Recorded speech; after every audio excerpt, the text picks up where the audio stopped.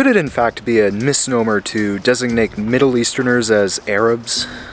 Why is the map of the Arab League technically racist? And why should we think a little more carefully about the groups that were colonized by the Arabian world? Firstly, how long has the Western world referred to the Islamic world as the Arab world? Well, in the 19th and early 20th centuries, during the age of European empire, the word Arab was a blanketing term, potentially and incorrectly started by claims of Ottoman nobility that the Turks and their imperial underlings were one and the same with the tribe of Muhammad. Before this, the Europeans were much more precise in how they spoke about Muslim subgroups. The Saracens, the Moors, the Turks, the Mohammedans, which was the original term for the Arabs, or they named specific empires, the Abbasids, the Ottomans, the Mamluks, etc., specifying whichever caliphate was active at the time. Christendom understood that Islam was a religion in which its followers were acquired from many peoples, whether willingly or unwillingly. The Ottoman Empire, for example, was clearly seen as Turkish, not Arab. But of course, the Turks held reigns on Mecca and Medina for centuries, ending only roughly 100 years ago. Now, with the power vacuum technically left in the wake of the Ottoman collapse, the Muslim world currently has no central authority. There is no Islamic consensus on which modern political system is most faithful to Quranic prophecies of the end times.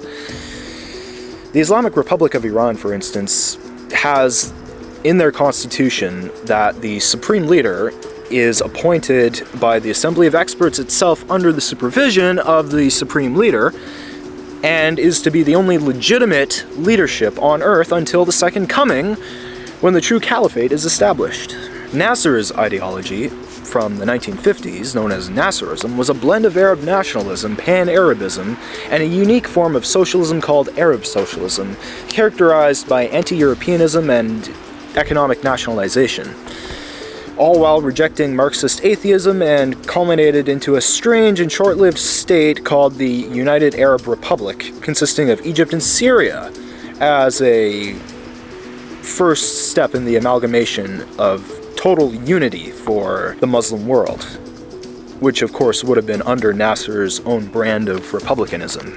Not very theological. These regions still cling to a desperate endeavor of balancing their pre-Islamic glory, while trying to be good little brothers to whomever has Mecca in their borders. It seems to be Saudi Arabia today, but Arabia itself is a derivative of the Hebrew Arava, translating to desert or wanderer, two meanings used interchangeably in ancient times.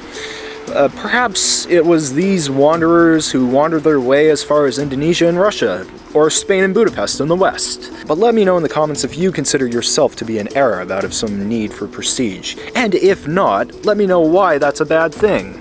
I'm Jacksistential. Now go build yourself a sandcastle.